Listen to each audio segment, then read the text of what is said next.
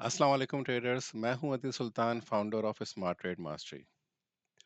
पिछली वीडियोस में हमने समझा कि S T M V S A bot climactic action bar पर ट्रेड नहीं करता है और क्लाइमेटिक एक्शन बार कैसे परफॉर्म होती है, कैसे बनती है, उनके पीछे रीजंस क्या होते हैं और ये सेंसिटिविटी मोड्स जो मैंने आपसे डिफाइन किए थे कि उसके तीन सेंसिटिविटी मोड्स हैं, सेलिंग और बाइंग क्लाइमेक्स के और क्लाइमेटिक एक्शन बार के। और जो ट्रेडिंग सेशन और हाईएस्ट वॉल्यूम सेशन का जो डिफरेंशिएट है वो मैंने डिफाइन किया था। अब मैं आपको इस वीडियो में बताने वाला हूँ कि जो लॉजिक्स हैं वीएसए की 6 बिल्ट इन स्ट्रेटजीज वो कौन कौन सी हैं और वो कैसे परफॉर्म करती हैं। साथ साथ मैं आपको इनके रिस्क मैनेजमेंट भी बताऊंगा। तो चलिए वीडियो को स्टार्ट करते हैं।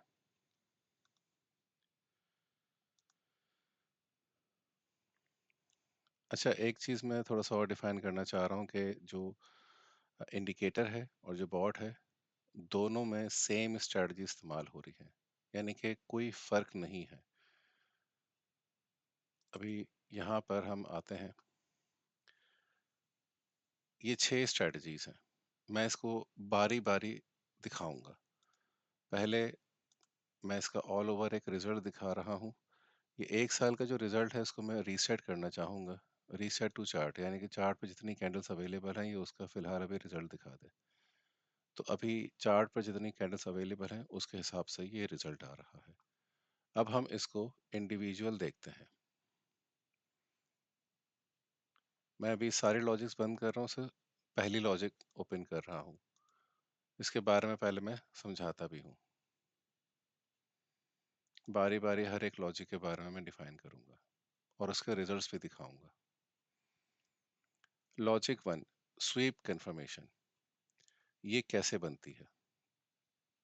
अच्छा, ये इसके रिजल्ट्स आ रहे हैं, आप देखें 93% एक्यूरेसी दिखा रहा है इसकी। 8 प्रॉफिट फैक्टर आ रहा है। 1113 पिप्स का प्रॉफिट दिया है इसने और 280 का इसने ड्रॉ डाउन दिया है।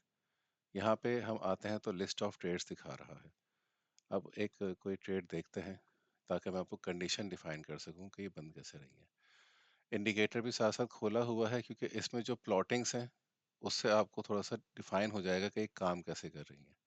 यहाँ पर डायरेक्ट एग्जिट और एंट्री है, तो इसलिए आप इसमें, लेकिन यहाँ पे एस एल और टीपी शो हो रहे हैं।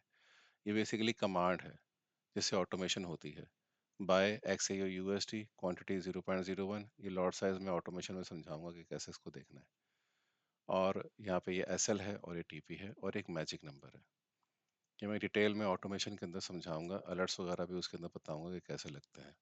ये इंशाल्लाह मेरी नेक्स्ट वीडियो में होगा।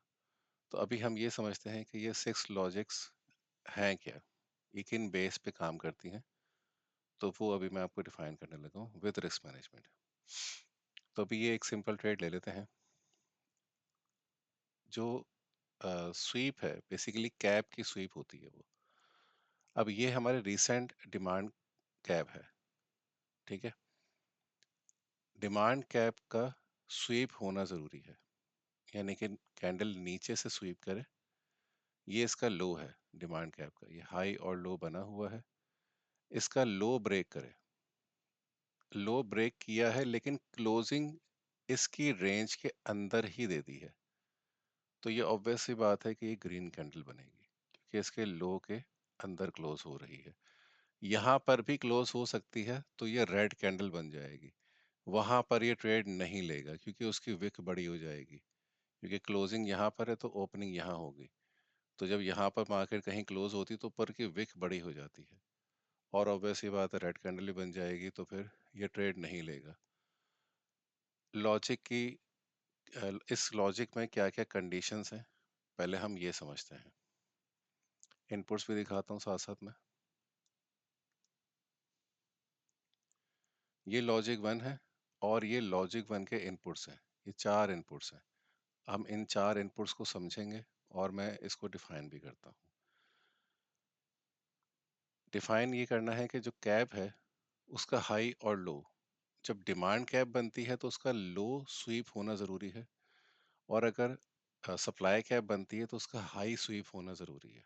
यानी कि वो लिक्विडिटी लिक्विडिटी स्वीप कहलाता है। तो डिमांड कैप की लिक्विडिटी स्वीप हुई है जैसे कि आप देख रहे हैं, और क्लोजिंग जो है वो डिमांड कैप के अंदर ही मिल गई है और ग्रीन कैंडल बन गई है।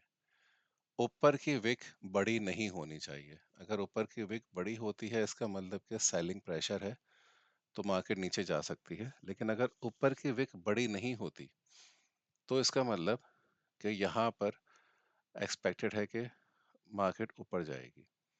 अच्छा, जो डिमांड कैप है उसकी बिल्कुल वेरी नेक्स्ट कैंडल पे ये वर्किंग होती है। यहाँ पे लिखा हुआ है कि sweep look head after cap, यानी कि जो कैंडल है वो आपने कितनी आगे की देखनी है जिसके अंदर ये आपको स्वीप मिले।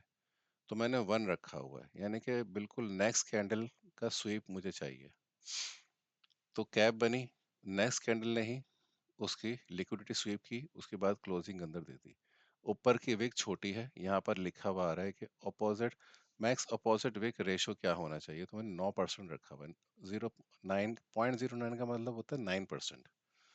तो मुझे 9% तक बस मैं चाहता हूँ कि उसके अंदर अंदर हो तो ठीक है। उस 9% से 10% भी हुई तो ये ट्रेड नहीं लेगा। आपके सामने इस तरह की कंडीशंस आएंगी। जो वीएसए के ट्रेडर्स हैं वो ये सोचेंगे कि यार यहाँ पे कंडीशन बनी तो है, ली क्यों नहीं इसने। तो उसकी वजह यह है कि विक अगर ज़्यादा लंबी हो गई इसके अंदर तो ये ट्रेड नहीं लेगा। आप यहाँ से अगर इसकी विक का साइज बढ़ा देंगे, इसको 0.15 या 0.25 या 0.5 कर देंगे, तो वो 50% तक का विक ले लेगा, मैक्स हो जाएगा, तो फिर वो ट्रेड ले लेगा। लेकिन जो 9% है, ये मैंने बैक टेस्टिंग की हुई है तो उसके रिजल्ट अच्छे आ रहे हैं, और आपने ऑलरेडी देखा भी है कि 93% तक आ रहा है। तो लिक्विडिटी स्वीप होना ज़रूरी है, कैप के अंदर क्लोजिंग होना ज़रूरी है, और वॉल्यूम का बहुत बड़ा रद्द-ए-अमल है इसके अंदर कि जो कैप बनी है तो जो स्वीप कर रही है कैंडल, उसका वॉल्यूम मिनिमम 70% होना चाहिए और मैक्सिमम 150% होना चाहिए। वो यहाँ लिखा हुआ है। मिनिमम स्वीप वॉल्यूम क्या होना चाहिए, ये 70% है। 0.7 का मतलब 70% है, और 1.5 का मतलब है 150%।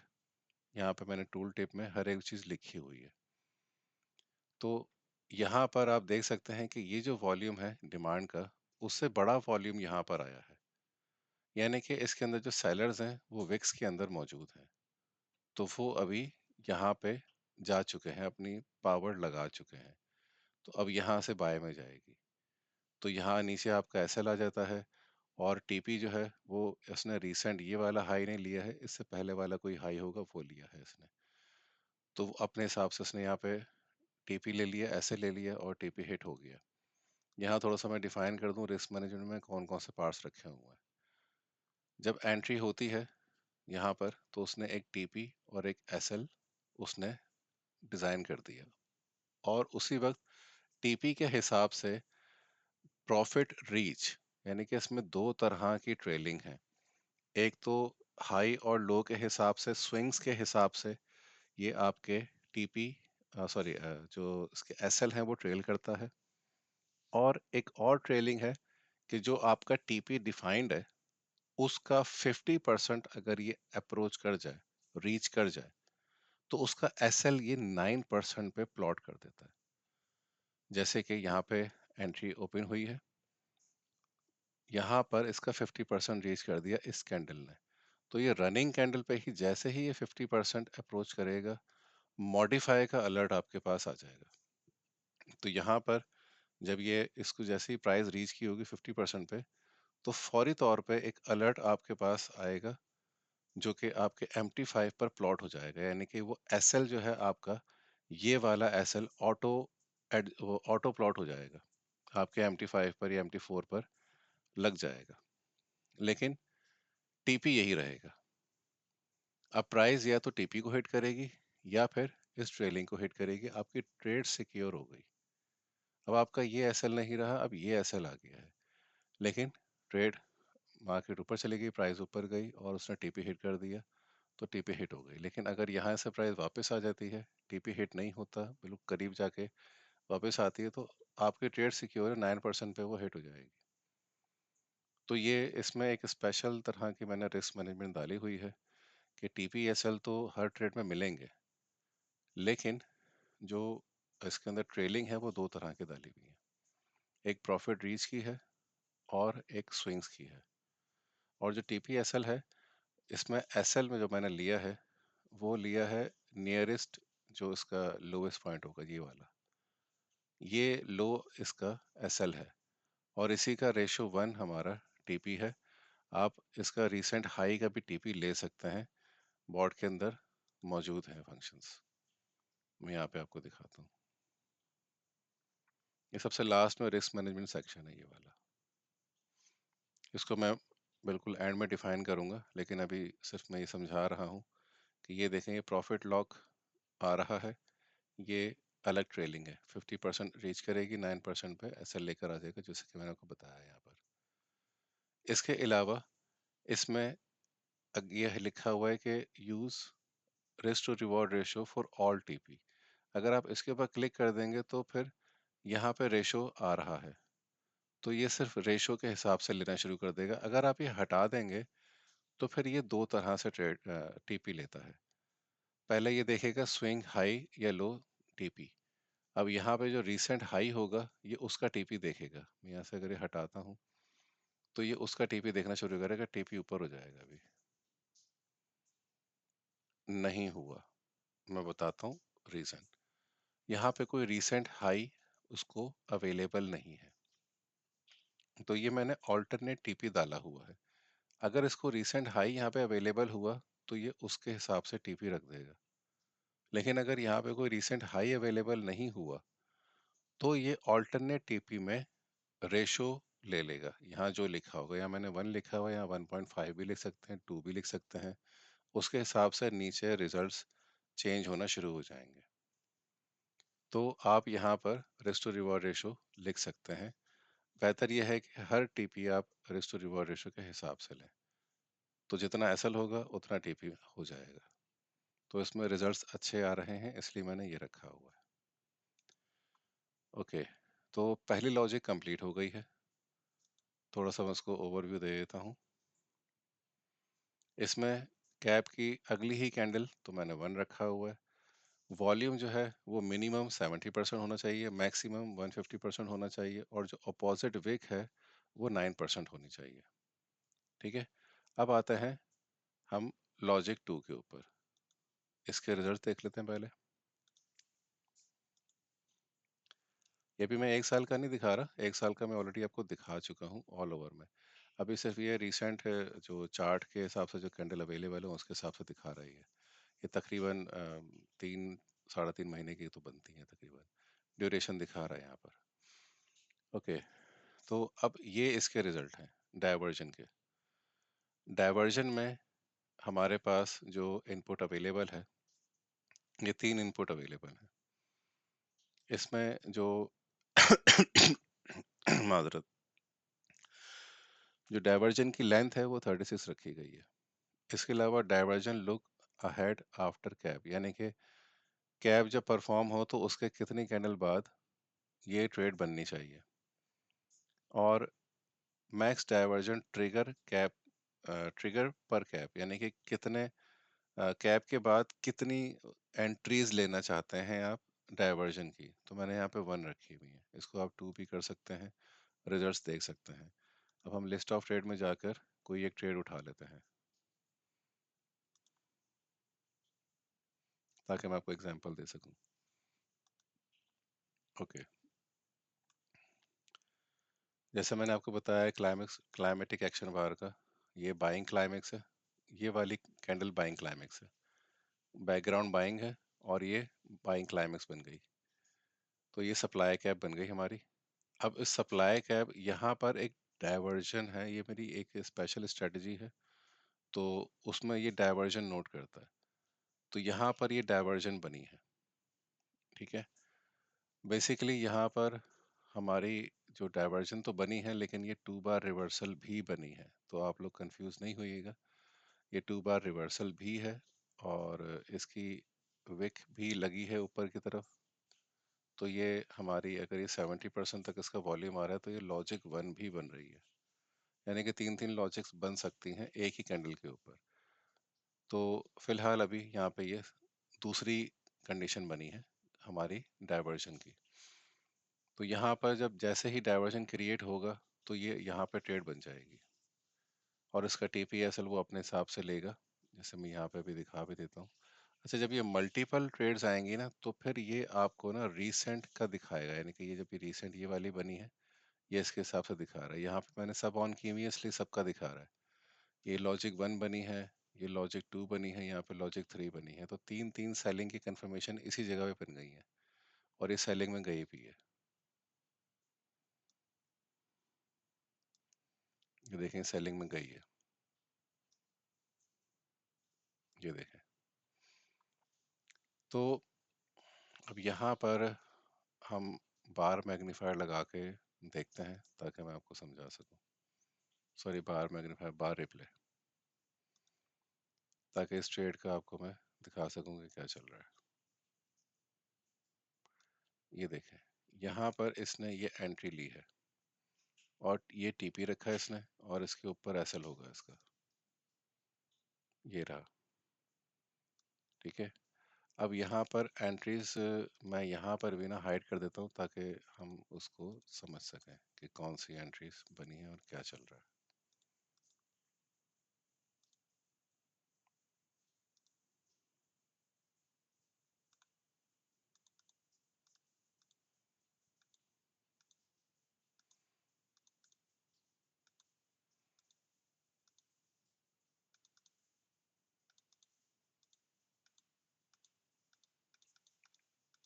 ये देखें, जैसे ही प्राइस 50% पे रीच की है, इसने फौरी तौर पे यहाँ पे 9% पे प्लॉटिंग कर दी है।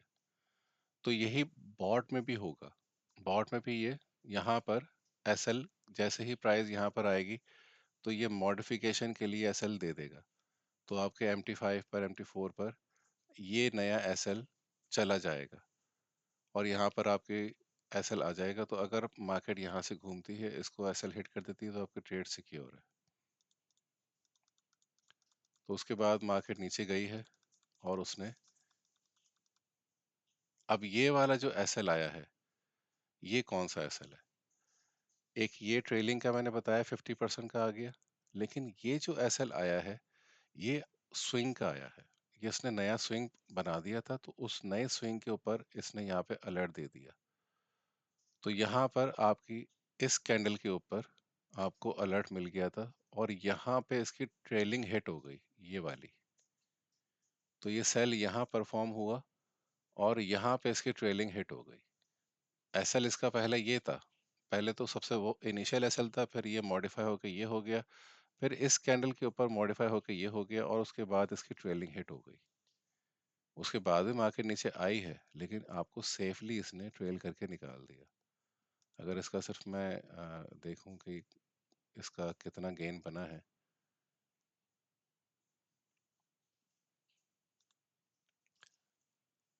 117 पिप का इसने प्रॉफिट दिया है सेफली ट्रेल करके। तो इस तरह से ये रिस्क मैनेजमेंट भी काम करती है। दो तरह की मैंने आपको बताई थी ट्रेलिंग है, दोनों आपके सामने अभी एग्जांपल के तौर पे आ भी गई हैं, और डाइवर्जन की कंडीशन भी यहाँ पे कंप्लीट हो गई है। अब हम चलते हैं अपनी तीसरी लॉजिक की तरफ। ये वीडियो थोड़ी सी लंबी होगी क्योंकि 6 स्ट्रेटजीज हैं, उनको पूरा मैं डिफाइन कर रहा हूँ, तो टाइम टेकिंग हो गई है। बट ये है कि इसमें आपको क्लियरली समझ आ जाएगा कि ये काम कैसे कर रही है। ओके, अब हम यहाँ पर अपनी तीसरी लॉजिक को चेक करते हैं।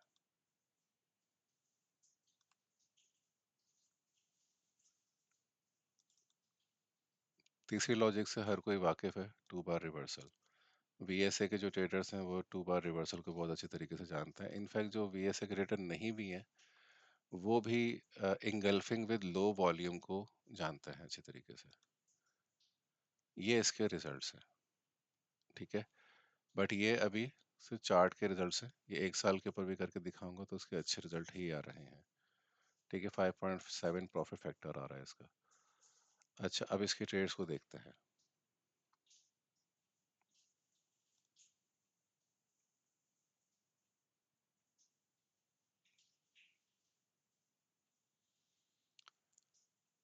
ओके, ये आ गई।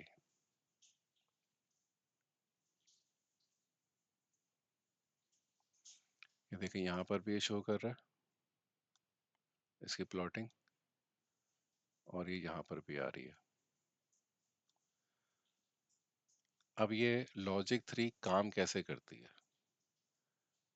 2 बार रिवर्सल, यानी कि जैसे ही एक हाई वॉल्यूम डिटेक्ट होता है, सप्लाई बनती है, सप्लाई कैप, तो उसके बाद या तो अगली ही कैंडल पूरी इंगल्फ कर जाए या कुछ कैंडल्स के बाद इंगल्फिंग हो। ये मैं इसके इनपुट से समझाता हूँ।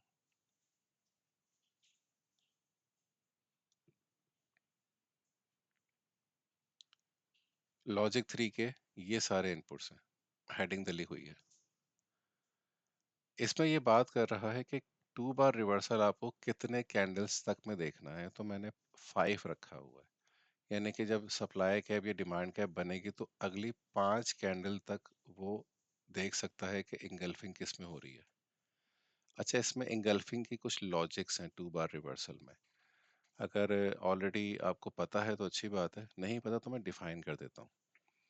इसमें एक तो जो आपकी प्रीवियस कैंडल है, तो उस कैंडल को जो इंगल्फ कर रहा है तो वो लो वॉल्यूम के साथ करना चाहिए।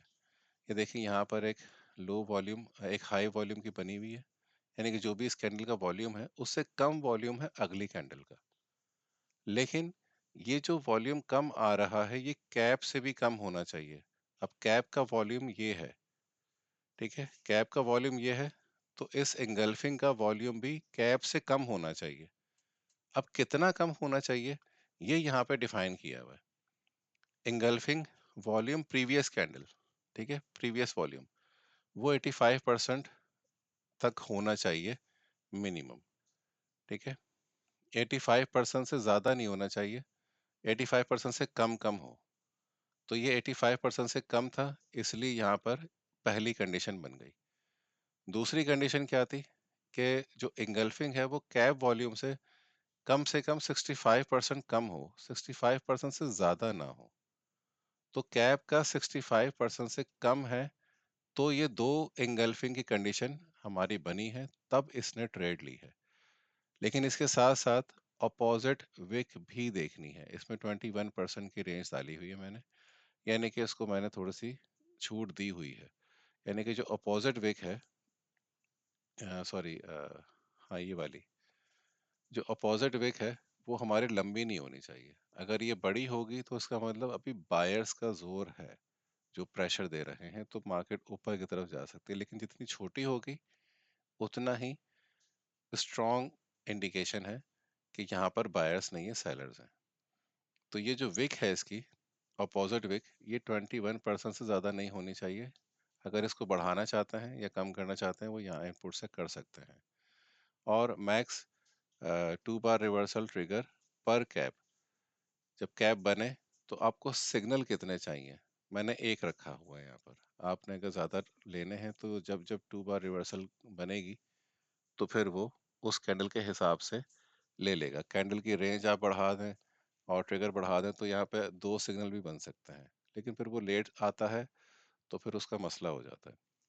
तो मैंने यहाँ पे 1 रखा हुआ है। और नेक्स्ट 5 कैंडल्स के अंदर अंदर ये कंडीशन बननी चाहिए। अगर 6 कैंडल पे बनी तो ये नहीं लेगा, लेकिन अगर 4 पे बनती है, 3 पे बनती है, 2 पे बनती है, 1 पे बनती है, ये ले लेगा।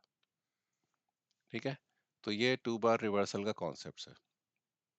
और रिस्क मैनेजमेंट में आपको ऑलरेडी समझा चुका हूँ, और आप देख भी रहे हैं कि इसने पहले यहाँ पे जब एंट्री ली है तो उसके बाद जैसे ही 50% जो रीच हुआ है तो एस एल यहाँ पे लेकर आ गया 9% पे।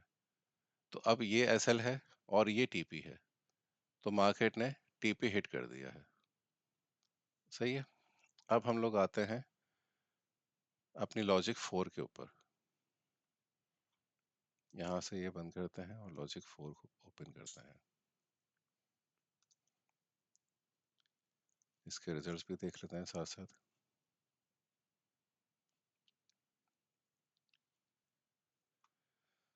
यहाँ पर भी हम चौथी कंडीशन रख देते हैं।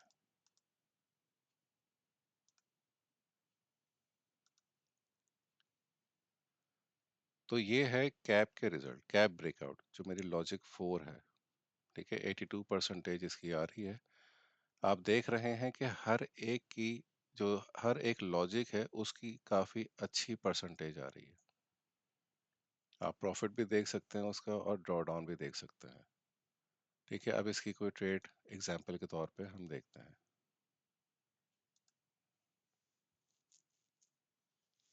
ये रिसेंट ही जो बनी है ये कैफ 4 के ऊपर ही बनी, जो मैं ऑलरेडी आप लोगों को डिफाइन कर चुका हूँ।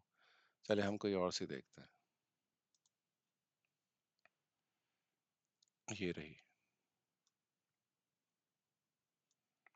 अब ये देखें कैब यहाँ बनी है, बाइंग बैकग्राउंड, उसके बाद बाइंग क्लाइमेक्स, सप्लाई कैप बनी, लेकिन अगली ही कैंडल ने उसको ब्रेकआउट दिया, लेकिन उसके बाद दोबारा ब्रेक इन हुआ और इसका लो ब्रेक कर दिया इस कैंडल ने। तो ये पिछली 3 कैंडल के अंदर अंदर हुआ है ये, 1 2 3। अब इसके इनपुट्स को देखते हैं। ये लॉजिक 4 है, कैप ब्रेकआउट, इसके 3 इनपुट है। जैसे मैंने बताया कि नेक्स्ट 3 कैंडल्स के अंदर ब्रेकआउट हुआ है, तो यहाँ पे मैंने 3 का इनपुट डाला हुआ है। आप 5 भी लिखें, 10 भी लिखें, उस हिसाब से आप रिजल्ट्स देख सकते हैं। जो बेस्ट आ रहे होंगे आप उसको ऑप्टिमाइज कर सकते हैं। ठीक है, तो यहाँ पर 3 कैंडल्स के ऊपर ब्रेकआउट मैंने लिखा हुआ है, तो उसने नेक्स्ट 3 कैंडल्स को ही मेजर किया है और तीसरी कैंडल में उसको मिल गया है ब्रेकआउट, तो उसने ले लिया है। लेकिन साथ साथ 2 कंडीशन और है। जैसे कि मैक्स अपोजिट विक का मैंने आपको बताया था कि विक अगर यहाँ पर लंबे मिल जाए तो ये ट्रेड नहीं लेगा। अब यहाँ पे बहुत छोटी है और मैंने इसको रखा हुआ है 16% के ऊपर।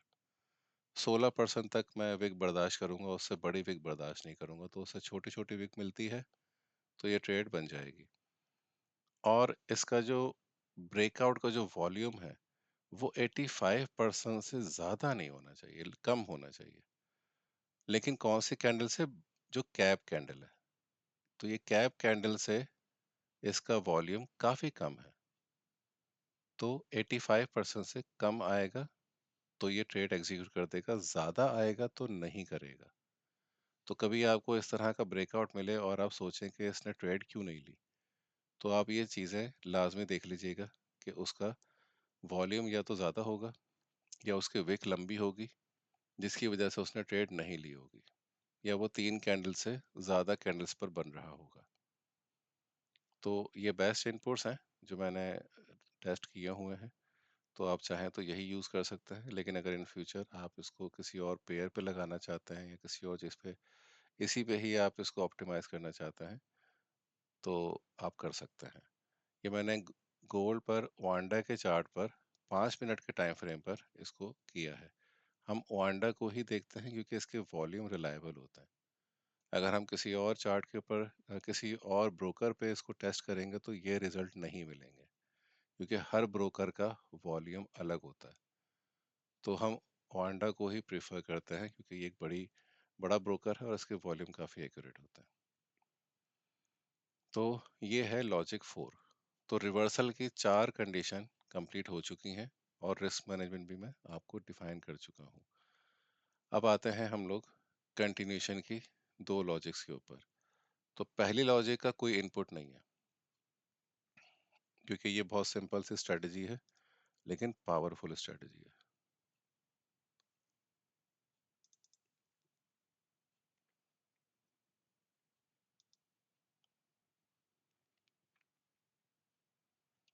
यहाँ पर भी हम ये लॉजिक लगा देते हैं।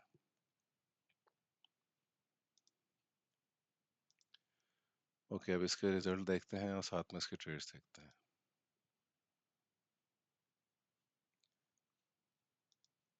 ये बहुत बहुत रेयर बनती हैं। तो अभी ये 6 ट्रेड्स बनी हैं, लेकिन ये थोड़ा सा ड्रॉ डाउन में आ रही हैं, तो हम इसको पूरे साल में देखते हैं क्योंकि ये बहुत कम, 6 ट्रेड से हमें अंदाज़ा नहीं होगा। ये देखें, ये पूरे साल की ट्रेड है इसकी। ये अभी इसका एक बड़ा लॉस बना है जो तकरीबन 283 का है। यहाँ पे मैं दिखाता हूँ आपको, ये 226 का है। लेकिन ये ऑल ओवर काफ़ी अच्छी चलती है। आप इसका एक साल का रिजल्ट देख सकते हैं, लेकिन ये आप देखें एक साल में सिर्फ 19 ट्रेड बनी है ये, यानी कि ये इतनी रेयर बनती है ये। लेकिन इसकी एक्यूरेसी आप देख सकते हैं 78 या 79% तक आ रही है। इसका मैक्स ड्रॉडाउन जो अभी हिट हुआ है वो यही है, 226। अदरवाइज ये बहुत अच्छी चल रही थी। तो खैर हम इसका कोई देखते हैं कि ये किस तरीके से प्लेस होती है। अच्छा, ये 1 साल का रिजल्ट नहीं दिखाएगा, तो रिसेंट रेट्स के ऊपर आते हैं और उसके बाद फिर हम इसको देखते हैं। ये रही। अच्छा, इसकी लॉजिक क्या है? इसके कोई इनपुट्स नहीं है, डायरेक्ट लॉजिक है। मैं 2 बार रिवर्सल से इसकी एग्जांपल देता हूँ। 2 बार रिवर्सल में क्या होता है कि जो हमारी क्लाइमेटिक एक्शन बार बनती है, उसको अगर वो इंगल्फ करता है लो वॉल्यूम से, तो वो 2 बार रिवर्सल बनती है। लेकिन अगर क्लाइमेटिक एक्शन बार को हाई वॉल्यूम से इंगल्फ कर लिया जाए, तो वो कंटिन्यूएशन की बात होती है। अब देखें, ये जो बाइंग क्लाइमेक्स के अंदर, बाइंग बैकग्राउंड में जो बाइंग क्लाइमेक्स बना है, सप्लाई कैप, तो इसमें ऑलरेडी एक हाई वॉल्यूम था। अब उससे बड़ा वॉल्यूम नेक्स्ट कैंडल में आ गया है, आप देख सकते हैं। और यहाँ पर जो बड़ा वॉल्यूम आया है वो रेड कैंडल में आ गया, पूरा इंगल्फ कर लिया इसने, इंगल्फिंग विद हाई वॉल्यूम। तो ये इस कैंडल के क्लोज के ऊपर बाय लेगा, यानी कि रेड कैंडल का जो क्लोज बनता है इस जगह पे ये बाय लेगा कि कंटिन्यूएशन में जाएगी, और मार्केट गई है कंटिन्यूएशन में। अगर आप इसको ऑफ भी करना चाहें तो ऑफ कर सकते हैं, अगर आपको ये लॉजिक समझ में नहीं आ रही। तो अगर आपको नहीं लगानी तो आप उसको ऑफ कर दें, बाकी सारी ऑन कर दें। आपको जो लॉजिक्स चाहिए आप इसमें इनेबल कर सकते हैं, जो नहीं चाहिए वो डिसेबल कर सकते हैं। ये कंप्लीटली आपके ऊपर चॉइस छोड़ी हुई है। ये सब लगा भी देंगे तो भी इनफ है, अच्छी ट्रेड्स बनती हैं। बट अगर आप सिर्फ उसको कुछ रखना चाहते हैं, कुछ नहीं रखना चाहते हैं, इट्स अप टू यू। ठीक है, यहाँ पर आप देख सकते हैं एंट्री इसने यहाँ बनाई है। एसएल इसका ये है क्योंकि बाय की एंट्री है, टीपी ये है। ये 50% पे इसने अप्रोच किया, यहाँ पे उसने एसएल दे दिया, बट आगे इसका टीपी, बल्कि यहीं पर ही इसका टीपी हिट कर दिया उसने। यहाँ पे यह सेम जगह पे टीपी हिट हुआ है। ओके, अब आता है हमारी लास्ट स्ट्रैटेजी के ऊपर। हमारी लास्ट स्ट्रैटेजी है no demand no supply continuation trade में। अच्छा, इस नो डिमांड नो सप्लाई कुछ रिवर्सल बेस पर भी देखते हैं। ये मेरी एक स्पेशल स्ट्रेटजी है जो कि नो डिमांड नो सप्लाई की कंटिन्यूएशन दिखाते हैं। इसका रीज़न भी मैं बताऊंगा आपको कि क्या है। इसके इनपुट्स ये हैं, 3 इनपुट्स हैं। ये एक इनपुट ऑलरेडी आपको पता है, लेकिन इसकी थोड़ी सी लॉजिक अलग है। ये अपोजिट साइड का नहीं देखेगा, ये सेम साइड का देखेगा, यानी कि जो सेम साइड के विक्स है। कैसे, मैं आपको समझाता हूँ। इसका पहले रिजल्ट देख लेते हैं। देखें, 100% रिजल्ट आ रहा है इसका, 100%। लास्ट 8 ट्रेड्स हुई हैं पिछले, और ये बहुत रेयर बनती है ये भी। ये देखें, तकरीबन 3 साढ़े 3 महीने में सिर्फ 8 ट्रेड्स बनी है, 1500 के करीब इसने प्रॉफिट दिया है। आप देखें 100% रिजल्ट आ रहा है। इसके साल का भी देख लेते हैं।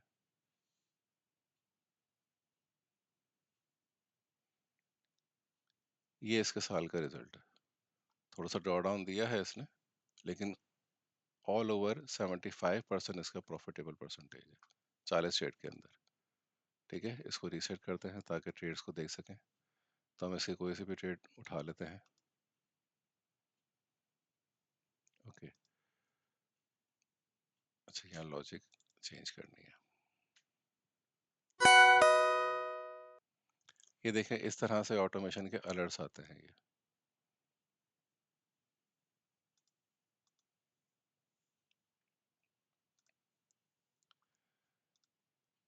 ठीक हो गया। अच्छा, यहाँ पर अब ये ट्रेड बनती कैसे है, पहले ये देखते हैं। देखिए, वीएसए के अंदर एक चीज देखी जाती है कि जब सेलिंग या बाइंग क्लाइमेक्स आता है, यानी कि किसी कैंडल के अंदर हाई वॉल्यूम जब आता है, तो हमें ये देखना होता है कि वो एग्रेसिव बायर्स या सेलर्स हैं उसके अंदर, या फिर वो एग्रेसिव बाइंग हुई है, या फिर जेन्युइन बाइंग हुई है। ठीक है, या एग्रेसिव सेलिंग हुई है, या फिर जेन्युइन सेलिंग हुई है। तो वो कैसे देखेंगे? सॉरी, मैं थोड़ा सा गलत कह गया। यानी कि एग्रेसिव बाइंग हुई है, या फिर उसमें सेलर्स मौजूद हैं, या फिर एग्रेसिव सेलिंग हुई है, या उसमें बायर्स मौजूद हैं। जैसे कि इस कैंडल की बात बता रहा हूँ मैं, कि यहाँ पे हमने देखा कि ये सप्लाई कैप बन गई है, क्योंकि गिरती हुई मार्केट में एक हाई वॉल्यूम आ गया और एक हाई स्प्रेड आ गया।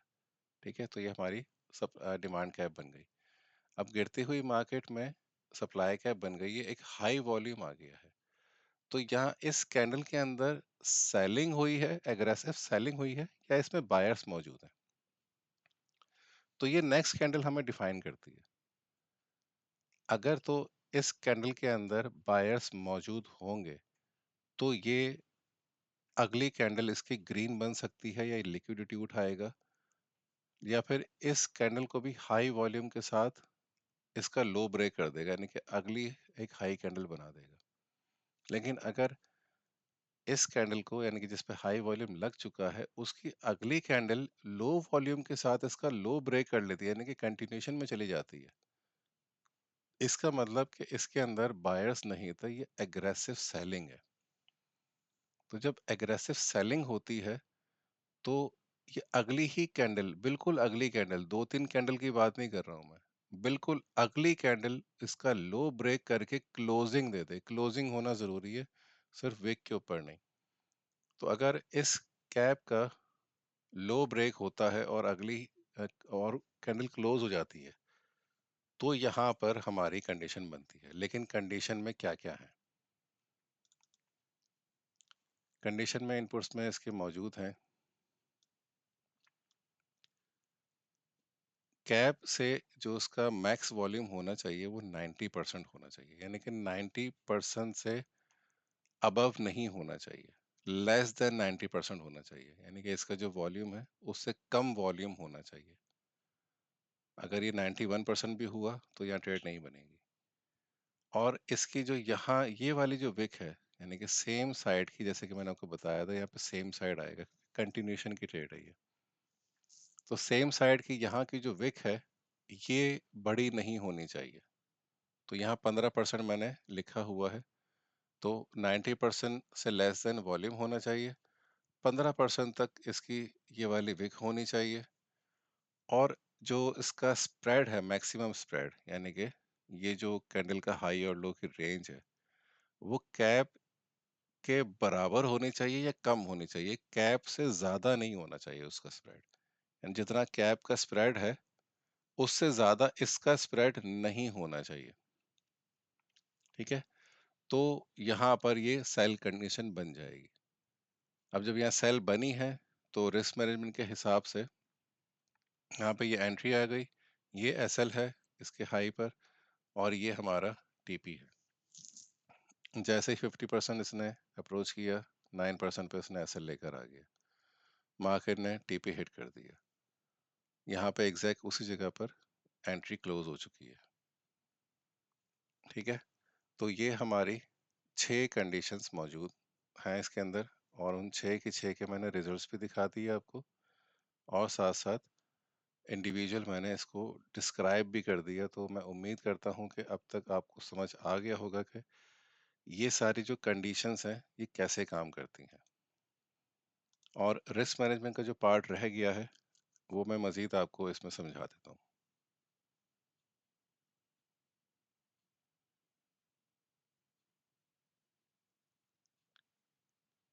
यहाँ से स्टार्ट हो रहा है रिस्क मैनेजमेंट का। इसमें सबसे पहला जो इनपुट है ना, वो मैक्स एसएल का है। अक्सर हम जो एसएल रखते हैं वो रिसेंट लो का रखते हैं या रिसेंट हाई का रखते हैं। लेकिन अगर एक लंबी सी कैंडल बन गई है, बड़े स्प्रेड वाली कैंडल बन गई है, तो फिर उसका जो एसएल है ना, वो भी कोई 400-500 पिप्स का बन जाता है। तो उन ट्रेड्स का क्या करना है? क्या उनको इग्नोर करना है, या उसमें कोई लिमिट रख देनी है? तो ये उसके लिए डिजाइन किया गया है। आपने यहाँ पे एक लिमिट दे दी कि मैक्स एसएल जो है वो 300 पिप से ज्यादा नहीं होना चाहिए। यहाँ पे 300 का मतलब 30,000 होता है। इसमें 2 जीरो लगते हैं, यानी कि 100 पॉइंट्स का 1 पिप कहलाता है। तो मैंने 300 पिप रखना था, इसलिए मुझे 300 पिप के बाद 2 जीरो ऐड करने पड़े, क्योंकि 100 पॉइंट्स का 1 पिप होता है। तो यहाँ पे मैंने 300 पिप लिखा हुआ है। अब 300 पिप का मतलब यह है कि 300 पिप से ज्यादा का अगर एसएल आ गया तो क्या करना चाहिए। इसको ऑफ कर देंगे तो फिर ये अपने हिसाब से टीपीएसएल लेगा, कोई लिमिट नहीं होगी। ये 600 का भी ले सकता है, ये 800 का भी ले सकता है, ये 100 का भी ले सकता है, ये 150 का भी ले सकता है। जो भी इसका नियरेस्ट लो होगा या हाई होगा, ये उसके हिसाब से अपना एसएल कर देगा। तो आप इसमें कोई कैप लगा सकते हैं। इसमें मैंने लगाया हुआ है कैप एसएल, कि अगर 300 से बड़ा एसएल आ जाए तो आपने 300 ही कंसिडर कर लेना है, 300 से बड़ा एसएल नहीं लगाना। 300 से छोटा छोटा है तो डायनामिकली देख लो, लेकिन अगर 300 से बड़ा आ गया तो आपने 300 रख देना, लेकिन ट्रेड लेनी है आपने। और इसमें दूसरा ऑप्शन है इग्नोर ट्रेड, कि अगर आपका 300 पिप से बड़ा एसएल आ जाए तो ट्रेड को इग्नोर कर दो, वो ट्रेड लेनी ही नहीं है। तो इसमें ये तीन ऑप्शंस हैं। ऑफ कर देंगे तो वो कोई लिमिट नहीं होगी, अपने हिसाब से देखेगा। आप ट्रेड को इग्नोर करना चाहते हैं तो इग्नोर ट्रेड को सेलेक्ट कर देंगे, तो फिर वो जो आपने एक लिमिट रखी होगी उससे ऊपर के जो भी एसएल बनेंगे, ट्रेड आपकी एग्जीक्यूट नहीं होगी।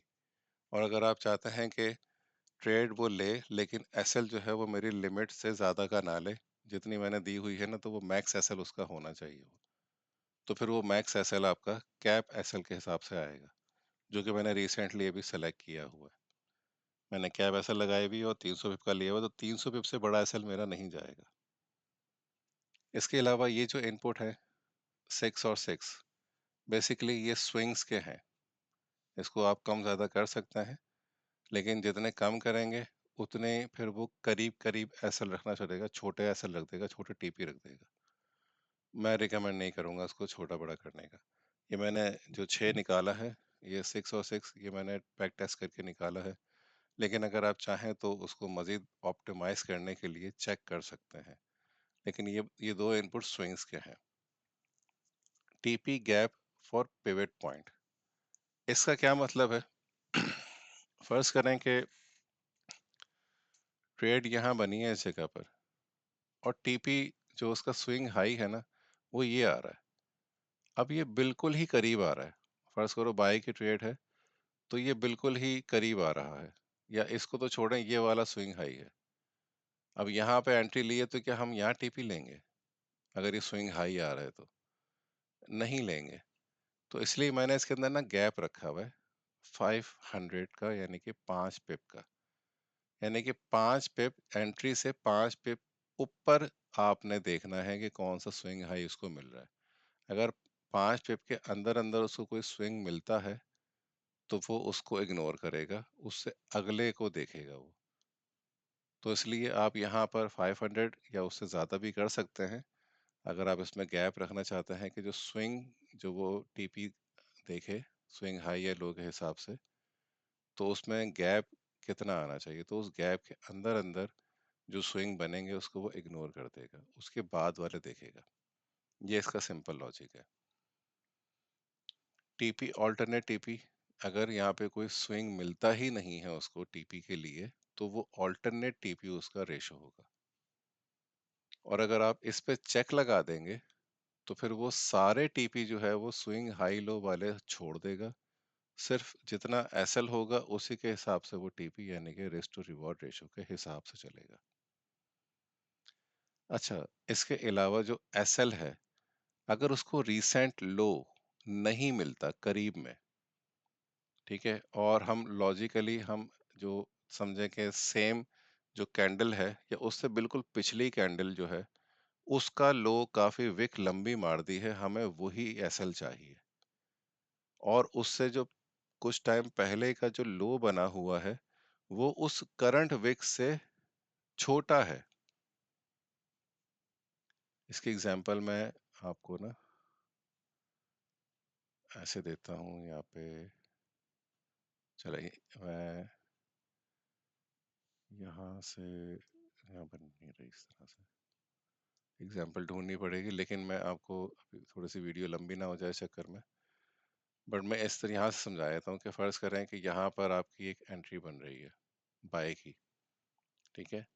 अब हमारा एसएल ये होना चाहिए, लेकिन जो रीसेंट लो आ रहा है यहाँ पर, फ़र्ज़ करें वो यहाँ कहीं आ रहा है इस जगह पर, तो हमें ये वाला लो नहीं चाहिए होता, हमें तो ये वाला लो चाहिए जो विक मारी है उसने, क्योंकि ये लिक्विडिटी उठाई है, तो हमें ये चाहिए। अगर वो बिल्कुल करीब-करीब है ना, तो वो नहीं बनाएगा, क्योंकि ये जो स्विंग हाई लो कंफर्म करता है वो 6 जो हमने इनपुट डाला था, तो वो 6 कैंडल के बाद लो कंफर्म करता है, क्योंकि हाई और लो को कंफर्म करने के लिए कैंडल्स का लुक बैक जरूरी है, वरना वो हाई और लो मार्क नहीं कर सकता। तो उसको कंफर्म करने के लिए 6 कैंडल का वेट करना पड़ता है। तो अगर विद इन 6 कैंडल अगर कोई यहाँ पे विक लग गई है, तो फिर वो उसको कंसिडर नहीं करेगा, उससे पहले का जो लो है ना, रिसेंट लो, वो उसको देख लेगा, वो इसको इग्नोर कर सकता है। तो मैंने इसमें लुक बैक डाला हुआ है कि अगर बिल्कुल पिछली जो कैंडल है 1, उसका जो लो आ रहा है, अगर वो बड़ा है और जो रीसेंट स्विंग का जो लो आ रहा है वो छोटा है, तो आपने इसको कंसिडर करना है। इस इनपुट का ये मतलब है। Fall back, look back candle, कि अगर ये इस तरह का फॉल बैक आता है तो एसएल क्या होना चाहिए, तो एसएल ये होना चाहिए। और इसके अंदर बफर रखना जरूरी है, क्योंकि बिल्कुल अगर पिछली कैंडल का लेते हो आप, तो ये दोबारा से लिक्विडेट हो सकती है, तो इसके अंदर बफर रखना जरूरी है। तो ये इसका बफर है। फॉल लुक बैक कैंडल जो 1 रखा हुआ है, उसका बफर ये वाला है। इसमें दो तरह के बफर हैं, एक तो ये एस एल टी पी का बफर है और एक ये सिंपल एस एल का बफर है। बेसिकली ये दोनों जो बफर हैं ये स्प्रेड के हैं। ये वाला जो है इसका है, इससे ताल्लुक है इसका। तो जो पिछली कैंडल मैंने बोली है, उसका लो अगर ये देख रहा है, तो ये बफर के साथ देखेगा, 10 पिप आगे का एसएल रखेगा, क्योंकि मैंने यहाँ पे 10 रखा हुआ है, 1000 का मतलब 10 होता है, ठीक है? 10 पिप का मैंने यहाँ पे बफर रखा हुआ है। इसके अलावा ये जो एस एल टी पी के स्प्रेड बफर हैं, ये फर्ज करें कि ऐसा अक्सर होता है कि ट्रेडिंग व्यू के चार्ट पर एक टीपी दिखा रहा है और वो बिल्कुल उसके टीपी की लाइन पे टच हुआ है और मार्केट वापस नीचे आ गई है। अब ट्रेडिंग व्यू पे टीपी हिट हो गया है, लेकिन MT4 MT5 पर टीपी हिट नहीं हुआ। उसकी वजह क्या थी? स्प्रेड, ब्रोकर का स्प्रेड, जिसकी वजह से वहां पे टीपी हिट नहीं हुआ। तो हम क्या करते हैं, उसको बराबर करने के लिए या उसको आसपास लाने के लिए हम यहाँ पर बफर ऐड कर देते हैं टीपी और एसएल में। तो यहाँ पर मैंने 300 और 500 का बफर रखा हुआ है टीपी और एसएल के अंदर, और ये अच्छा है, आप यही रख सकते हैं, ठीक है? तो उससे होगा ये कि फर्ज करें जो टीपी एक्चुअल में है, उससे 3 पिप नीचे टीपी आ जाएगा, चाहे वो बाय का हो सेल का हो, कम हो जाएगा टीपी, क्योंकि वहां पर स्प्रेड आ रहा है। तो फिर वो आपका सेम सेम हो जाएगा। जब यहाँ पे आपका टीपी हिट होगा ट्रेडिंग व्यू पे, तो MT4 MT5 पर भी आपका टीपी हिट हो चुका होगा। और यहाँ पर जो एसएल है और टीपी है, टीपी का मैंने डिफाइन कर दिया कि टीपी थोड़ा सा कम हो जाता है, एसएल जो है वो बढ़ जाता है, वो प्लस होता है, यानी कि जो भी एसएल होगा उससे वो 3 पिप ज्यादा कर देगा, और टीपी का जो बफर है वो 5 पिप कम कर देगा। तो ये टीपी और एसएल के स्प्रेड के हैं, ये हर ट्रेड में मिलेंगे। लेकिन जो ऊपर एसएल का है, वो हर ट्रेड में नहीं होगा ये वाला। वो तब होगा जब इस तरह का सिनेरियो बनेगा जो मैंने अभी डिफाइन किया था। अच्छा, ट्रेलिंग ऑन करनी है या नहीं, ये वो ट्रेलिंग है जो स्विंग्स के ऊपर डिपेंड करती है, और ये खुद ही आपको मॉडिफाई करती रहेगी इसका एसएल। तो आप यहाँ पे ट्रेलिंग ऑन करना चाहते हैं या ऑफ करना चाहते हैं, यहाँ पे चेक अनचेक कर देंगे तो ये ऑफ हो जाएगी, चेक लगाएंगे तो ये ऑन हो जाएगी। डिसेबल टीपी ऑन ट्रेलिंग, आप चाहते हैं कि ट्रेलिंग जब हो रही हो, तो पहला मॉडिफाई अलर्ट जैसे ही आए, तो टीपी डिसेबल हो जाए, क्योंकि मेरी ट्रेड तो ऑलरेडी सिक्योर हो गई है। तो ये जितना मैक्सिमम जा सकता है वो जाए, टीपी नहीं ले। तो अगर आप टीपी ओपन रखना चाहते हैं तो यहाँ डिसेबल के ऊपर क्लिक कर दें। बट मैंने इसको इनेबल नहीं किया हुआ, मैंने इसको डिसेबल ही रखा हुआ है, यानी कि मैं टीपी लेना चाहता हूँ। तो मैंने इसलिए इस पे चेक नहीं लगाया हुआ कि या तो मेरा टीपी हिट हो जाए, या फिर एसएल हिट हो जाए, या ट्रेलिंग एसएल हिट हो जाए, लेकिन टीपी को मैं आगे लेके नहीं जा रहा। अगर आप चाहें तो लेके जा सकते हैं। प्रॉफिट लॉक, जब टीपी डिसेबल हो जाता है तो प्रॉफिट लॉक की कंडीशन डिसेबल हो जाती है, क्योंकि प्रॉफिट लॉक का जो ताल्लुक है वो डायरेक्ट टीपी से है। जब टीपी ही डिसेबल कर दिया आपने, तो फिर ये प्रॉफिट लॉक की कंडीशन नहीं चलेगी। ये जहन में रखिएगा। मैंने टीपी को यहाँ पे अनचेक इसीलिए रखा हुआ है, टीपी में ले इसीलिए रहा हूँ ताकि मैं प्रॉफिट लॉक वाली कंडीशन को अप्लाई कर सकूं। तो अब प्रॉफिट लॉक वाली कंडीशन को देखते हैं। इसमें दो इनपुट्स आ रहे हैं, profit lock trigger, percentage of TP distance, यानी कि 50%, जो मैं ऑलरेडी अभी आपको डिफाइन भी कर रहा था कि ये ट्रेड अभी चल रही है 50% तो जैसे ही पहुंचेगी तो रनिंग कैंडल के अंदर ही वो एसएल मॉडिफाई के लिए अलर्ट भेज देगा 9% के ऊपर। यहाँ पर आप 70-40 या 50-10, या जो भी आपको समझ में आता है वो आप कर सकते हैं, just like a break even type, कि जैसे ही 50% तक अप्रोच करे तो मेरा ब्रेक इवन लग जाए। यहाँ मैं ब्रेक इवन नहीं ले रहा हूँ, यहाँ मैं थोड़ा बहुत प्रॉफिट ले रहा हूँ 9% का। ठीक है, तो ये रिस्क मैनेजमेंट का पार्ट। और जो वीएसए की जो 6 स्ट्रेटजीज हैं वो मैंने आपको यहाँ पे कम्प्लीटली डिफाइन कर दी हैं। वीडियो थोड़ी सी लंबी हो चुकी है, लेकिन इसमें मैंने कंप्लीट डिफाइन कर दिया है। थोड़ा बहुत मैं आपको बोर्ड के अंदर यहाँ पर कुछ इनपुट्स दिखा दूँ। Initial capital 10,000, base currency USD, by default जो इसका ऑर्डर साइज जो बैक टेस्टिंग में यूज़ होना है वो 0.1 की लॉट यहाँ रखी हुई है क्वांटिटी में। ये सब मैंने इसमें बिल्ट इन डाला हुआ है, आपको यहाँ पे कुछ लिखने की ज़रूरत नहीं है। ये सब ऑटोमेटिकली है, लेकिन ये गोल्ड के हिसाब से है।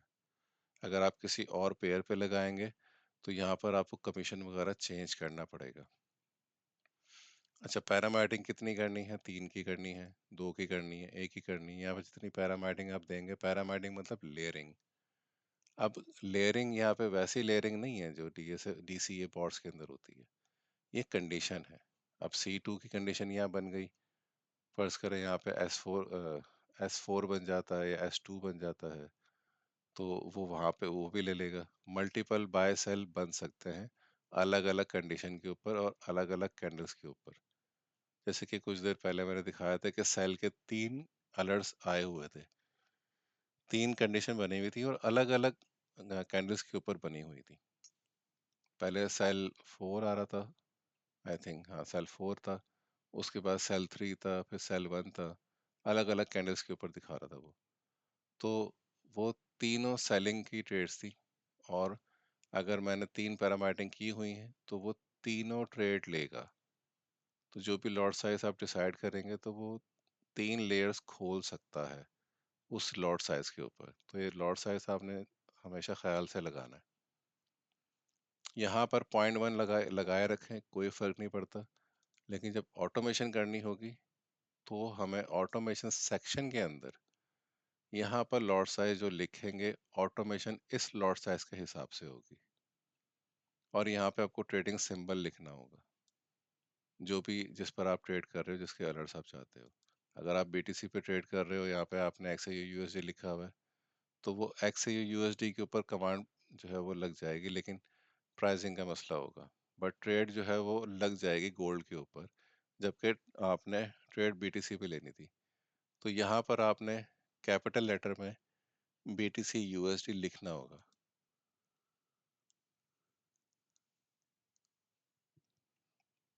अच्छा, ट्रेड साइड कंट्रोल भी मैं आपको समझा देता हूँ, क्योंकि यही एक इनपुट यहाँ पर रह गया है। ऑटोमेशन का सेक्शन भी मैंने समझा दिया है आपको, पर मज़ीद मैं ऑटोमेशन के ऊपर नेक्स्ट वीडियो में आपको कंप्लीट समझाऊंगा कि कैसे इसको ऑटोमेट करना है। यहाँ पर दो ट्रेड्स का आ रहा है कि आपने ट्रेड्स कौन सी लेनी है, सिर्फ बाय की लेनी है, सिर्फ सेल की लेनी है, दोनों लेनी है। तो यहाँ पर ऑप्शन है, आप इसको सेलेक्ट कर सकते हैं, रिजल्ट उसके हिसाब से चेंज हो जाएंगे। अगर अपोजिट साइड सिग्नल आ गया तो क्या करना है? कुछ नहीं करना है, या फिर जो करंट ट्रेड चल रही है उसको बंद करके जो रिवर्सल अपोजिट सिग्नल आया उसमें बैठ जाना है। तो ये दो इनपुट है।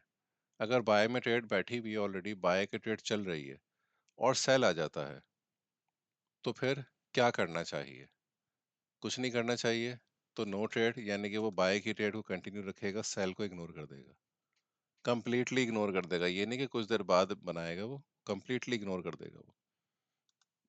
और आप चाहते हो कि जैसे ही बाय का ट्रेड चल रही है या सेल की ट्रेड चल रही है, तो अपोजिट सिग्नल आ गया तो फिर वो बाय की ट्रेड बंद कर दो या सेल की ट्रेड बंद कर दो और अपोजिट सिग्नल को ओपन कर दो। तो फिर आपने ये रखना है।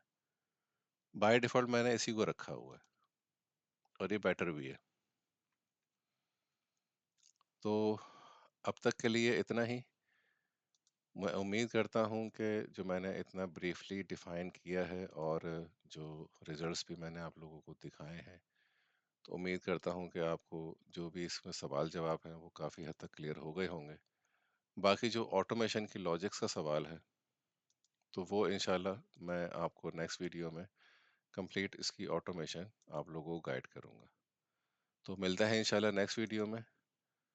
तब तक के लिए अपना ख्याल रखिएगा। Trade smart with smart trade mastery.